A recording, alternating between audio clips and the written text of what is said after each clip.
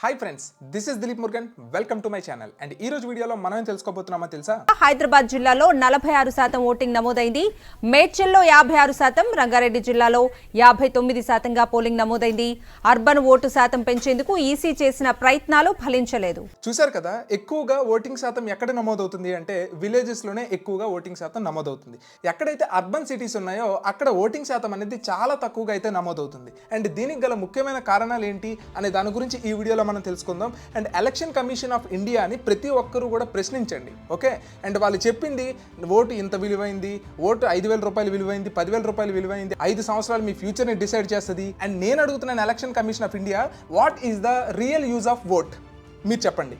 రియల్గా లాజికల్గా ఇగో నేను ఓటు వేయటం వల్ల నాకేం వస్తుంది, నా లైఫ్ ఏం మారుతుంది, ఏం చేంజ్ అవుతుంది అనేది ఎలక్షన్ కమిషన్ ఆఫ్ ఇండియా సమాధానం చెప్పగలదా? నేను ఆన్సర్ చెప్పగలను బల్లగుద్ది. The real use of vote is శూన్యం. అండ్ ఇంకా ఎందుకు పనికి వస్తుందో చెప్పనా?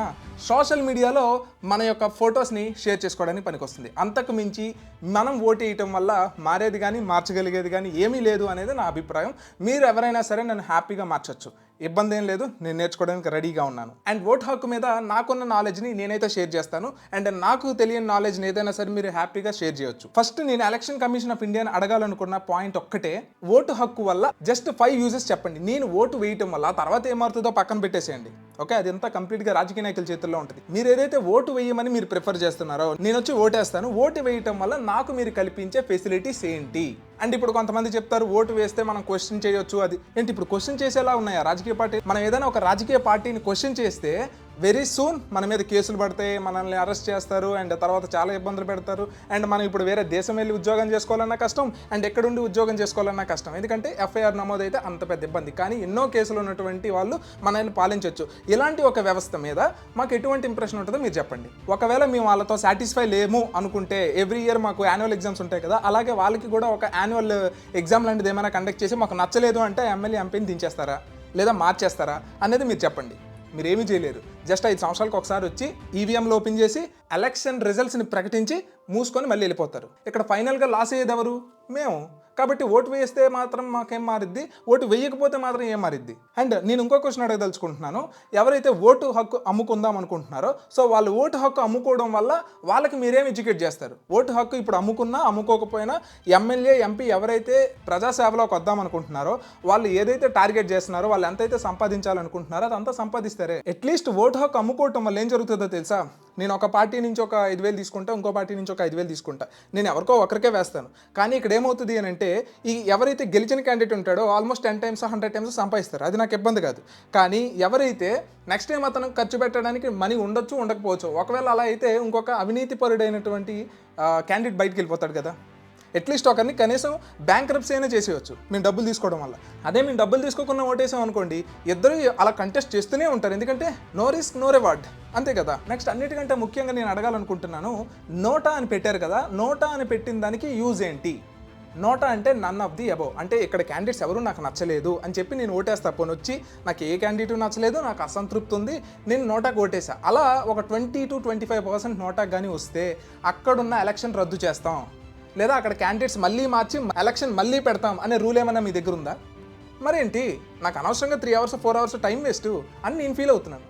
దానికి మీరే సమాధానం చెప్తారు? నెక్స్ట్ ఎలక్షన్లో ఎవరైతే క్యాండిడేట్స్ నిలబడుతున్నారో వాళ్ళ ఎడ్యుకేషన్ మాకు అవసరం లేదు, వాళ్ళ కేసుల గురించి మాకు అవసరం లేదు. అన్నిటికంటే ఇంపార్టెంట్ ఏంటి, వాళ్ళు గెలిచిన తర్వాత మేము ఈ పథకాలు ఇస్తున్నామని చెప్తున్నారు, చూశారు కదా. ఆ పథకాలన్నీ ఇవ్వటం వల్ల మనకి చాలా ప్రాబ్లం వస్తుందనే విషయం మీకు తెలుసు, సామాన్యుడికి తెలుసు, అందరికీ తెలుసు. దాన్ని మీరు ఎందుకు కంట్రోల్ చేయలేకపోతున్నారు? మరి దాన్ని కంట్రోల్ చేయలేనప్పుడు మాకెందుకు ఎడ్యుకేషన్ మీరు నేర్పిస్తారు? మేము ఎవరికి ఓటు వేయాలి, ఓటు హక్కు ఉన్న విలువ ఏంటి అని మాకెందుకు మీరు నేర్పిస్తారు? నేను ఎలక్షన్ కమిషన్ ఆఫ్ ఇండియాని రిక్వెస్ట్ చేసేది ఒక్కటే, ఓటు హక్కు అనేది గుర్తింపు కార్డు కాదు, ప్రతి ఒక్కరికి ఇవ్వటానికి. ఎవరికి ఓటు హక్కు వినియోగించే అవకాశం ఉంది అనేది మీరు డిసైడ్ చేసి ఒక ఎడ్యుకేటెడ్ పర్సన్స్కి ఇస్తారా, లేదా ఒక ఎంప్లాయీస్కి ఇస్తారా, లేదా అనుకుంటే ఇన్కమ్ ట్యాక్స్ కట్టే వాళ్ళకే ఇస్తారా? ఇలా ఏంటి అంటే ఓటు హక్కు చాలా విలువైంది అన్నప్పుడు అది అందరికీ దక్కకూడదు. కొంతమందికి విలువైన వ్యక్తులకు ఓటు హక్కు ఉంటేనే అది విలువైంది అవుతుంది. ప్రతి ఒక్కరికి ఓటు హక్కు ఉండటం వల్ల చాలా ప్రాబ్లమ్సే వస్తాయి. అదేంటో కూడా నేను మీతో షేర్ చేసుకోవాలనుకుంటున్నాను. మనకు కొన్ని పార్టీస్ ఉన్నాయి. అండ్ తెలంగాణలో కానీ చూసుకుంటే 6 గ్యారెంటీల మీద మనకి మేనిఫెస్టో రిలీజ్ చేయడం జరిగింది కదా. 6 గ్యారెంటీల్లో అందులో ఆల్మోస్ట్ 4 to 5 గ్యారెంటీస్ అనేవి లేడీస్కే ఉన్నాయి. అది మీరు గమనించారా లేదా? అంటే చూసుకోండి, 2,500 రూపీస్ కానీ, అండ్ 500 రూపీస్కే సిలిండర్ కానీ, అండ్ నెక్స్ట్ ఫ్రీ బస్ కానీ, ఇవన్నీ ఎందుకు ఇచ్చారో తెలుసా? వాళ్ళకి తెలుసు ఉన్న జనాభాలో 50% లేడీస్ ఉంటే 50% జెంట్స్ ఉంటారు. అండ్ ఈ లేడీస్ని మనం టార్గెట్ చేస్తే ఈజీగా గెలిచేయొచ్చు.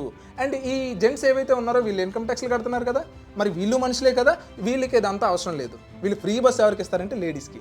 అంటే వీళ్ళు ఆలోచించే తత్వం తక్కువ ఉందని వీళ్ళకి ఇస్తున్నారా, లేకపోతే దేనికి ఇస్తున్నారు? ఇద్దరూ సమానం అయ్యేటప్పుడు ఇద్దరికి సేమ్గానే ఇవ్వాలి కదా, అలా ఇవ్వరు. సిలిండరు వాళ్ళకి కోర్స్ ఇందిరమ్మ ఇల్లు ఇచ్చేటప్పుడు అక్కడ హస్బెండ్ కూడా ఉంటాడు అనుకోండి, కాకపోతే ఏదైతే హక్కుదారి ఉన్నారో అది లేడీస్కే కదా. మరి అప్పుడు మేము కష్టపడి ట్యాక్సులు కట్టేది దేనికి? మాతో మీకు పని లేదు కదా. అదే ఒకవేళ జెంట్స్ కంటూ ఒక సంఘం కానీ ఉండుంటే డెఫినెట్గా ఈ పార్టీలన్నీ తుల్లిపోతాయి. అరే లేడీస్కే ఇచ్చారా, మనకేం ఇవ్వలేదు, మనం ఈ పార్టీకి ఓటేయొద్దు అని అంటే అప్పుడు మళ్ళీ ఏం చేస్తారో తెలుసా, జెంట్స్కి కూడా ఫ్రీ బస్ పెడతారు. రైతు భరోసా ఎందుకు పెట్టారు? గిట్టుబాటు ధర అని ఎందుకు మాట్లాడరు? రైతులు ఎక్కువ మంది ఉన్నారు కాబట్టి రైతు భరోసా పెడుతున్నారు. అదే రైతులకు ఓట్లు తీసేసేయండి, ఏ వ్యక్తి వచ్చి రైతులకి సంబంధించి ఒక మేనిఫెస్టో రిలీజ్ చేస్తారని నేను చూస్తాను.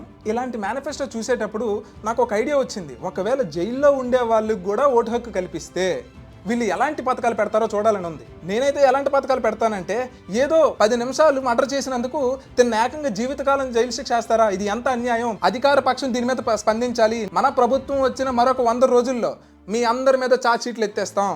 ఆల్రెడీ జీవితకాల ఖైదు శిక్ష పడే వాళ్ళకి 1 ఇయర్కే మేము రిలీజ్ చేస్తాం. జైల్లో ప్యారడైజ్ బిర్యానీలు పెడతాం, టీవీలు పెడతాం, ఇంకా పెద్ద శిక్షలు చేసి వచ్చే వాళ్ళకి ఎయిర్ కండిషనర్స్ కూడా పెడతాం. ఎందుకంటే ఇన్ కేస్ జైల్లో ఉండే వాళ్ళు చాలా ఎక్కువగా ఉండి మామూలు సాధారణ ప్రజలు ఎవరైతే తక్కువగా ఉన్నారో అప్పుడు నేను వీళ్ళకే అరేస్తాను. సో ఇది పరిస్థితి. అంటే నాకేంత ఐడియా వచ్చిందంటే, ఇంకా రాజకీయ నాయకులు ఏ రకంగా వాళ్ళకి విపరీతమైనటువంటి సపోర్ట్ చేస్తారో మీరు ఊహకే వదిలేస్తున్నాను. ఇక్కడ ఆలోచించి ఓటు వేయగలిగే ప్రజలు ఒక 40 to 50% ఉంటే, ఏ ఆలోచన లేకుండా ఫ్యూచర్ విజన్ అలాంటివి ఏమీ లేకుండా నాకు ఈ రోజు మా ఇంటికి పథకాలు వస్తున్నాయా లేవా? ఆంధ్ర తెలంగాణ కాదు, మొత్తం భారతదేశంలో ప్రజలు మమ్మల్ని రాజకీయ నాయకులు మోసం చేయాలని కోరుకుంటున్నారు ప్రజలు. నేను కూడా నేను ఆస్తి మనం ఇస్తే మా బాస అమ్మాడు, కేసీఆర్ అమ్మాడు, రాజశేఖర అమ్మాడు, జగన్మోహన్ రెడ్డి అమ్మాడు, ఎవరు వస్తే అల్టిమేట్గా మీ దగ్గర నుంచి కొనుక్కుంటాం. మీకు మాత్రం నేనైతే ఆస్తి చూపించి అమ్మను నా జేబులో వెళ్ళి 100 రూపాయలు కూడా నేను ఉచితంగా చేయడానికి. ఉచితంగా చేయాలంటే ఇప్పుడు నేను ఉపాధి హామీలో పెట్టాల్సిన డబ్బులు లిక్కర్ అంతా 6,000 కోట్లు ఉన్న ఇన్కమ్ 30,000 కోట్లు తీసుకొచ్చిన లిక్కర్ సేల్స్ లో 12-20 రూపాయలు ఉన్న క్వార్టర్ 70 రూపాయలు చేసిన నేను. మా చేత మోసపోవాలని ప్రజలు కోరుకుంటున్నారు. అది నా పాకెట్లో నుంచి నేను గవర్నమెంట్కి ట్యాక్స్ కడితే నాకు ఇవ్వట్లేదు, డైరెక్ట్గా ఎవరైతే ఇప్పుడు పార్టీలో పవర్లో ఉన్నారో వాళ్ళ ఇంట్లో నుంచే తీసుకొచ్చి మాకు ఇస్తున్నారు అనే ఒక మెంటాలిటీ ఉన్న ప్రజలు ఉన్నారు చూశారు కదా. వీళ్ళు 50 to 60% ఉంటారు.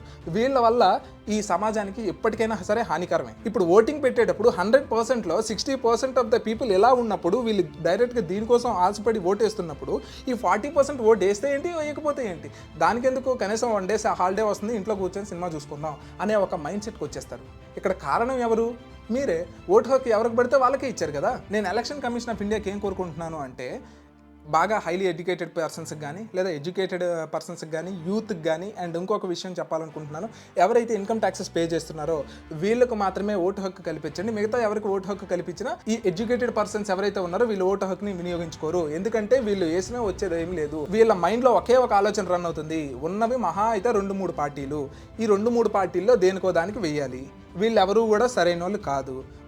మరీ నేను ఓటు హక్కు వినియోగించుకోవాలి అనుకుంటే నోటాకు వేయాలి. నోటాకు వేయటం వల్ల పోనీ నా నోటా వాల్యూ ఏమైనా సరే అక్కడ కౌంట్ అవుతుందంటే అది కూడా కౌంట్ అవ్వట్లేదు. మరి ఇంత చేసి నేను ఓటేస్తే ఏంటి, ఓటేయకపోతే ఏంటి, నా శాలరీ ఇంక్రిమెంట్ అవుద్దా, నా లైఫ్ ఏమైనా బెటర్గా అవుతుందా అనేది ఆలోచించుకొని ఓటు వేయటం లేదు. ఎప్పుడైనా సరే ఎడ్యుకేట్ చేసేటప్పుడు ఎడ్యుకేటెడ్ పర్సన్స్ని, ఓకే, ఏదైతే చెప్తుందో election commission of India, educate చేస్తాము, తీసుకొస్తాము, ఎక్కువగా ఓటింగ్ శాతం పెంచుతాము. దేనివల్ల? మీరు ఈ లాజిక్లెస్ ఎమోషనల్ డైలాగ్స్ అన్నీ కూడాను ఏమీ తెలియని ప్రజలకు చెప్పండి. ఎడ్యుకేటెడ్ పర్సన్స్ చెప్పారనుకోండి, వాళ్ళు నవ్వుతారు, ఓకే, వచ్చి ఓటు వేయరు, అది గుర్తుపెట్టుకోండి. మరి ఫైనల్గా మీరు నన్ను ఒక క్వశ్చన్ అడగొచ్చు, ఇన్ని చెప్తున్నావు కదా, మరి నువ్వు ఓటేస్తావా అంటే ఎస్, నేను ఓటేస్తాను. మరి ఎవరికి ఓటేస్తాను? ఈ వీడియోకి కానీ ఒకవేళ 1 lakh వ్యూస్ కానీ వస్తే డెఫినెట్గా నేను ఎవరికి ఓటేస్తాను, ఎందుకు ఓటేస్తాను కూడా ఒక వీడియో చేస్తాను, ఓకే. అండ్ సమాజంలో ఎలాంటి మార్పులు తీసుకురావచ్చు ఒక ఓటుతో అనేది కూడా నేను ఒక వీడియో అయితే చేస్తాను. అండ్ ఇక్కడ అందరికీ ఓటు, ఇది ప్రజాస్వామ్య దేశం కాబట్టి అందరికీ ఓటు హక్కు ఉండాలి, దాని మీద అందరికీ నాలెడ్జ్ ఉండాలి.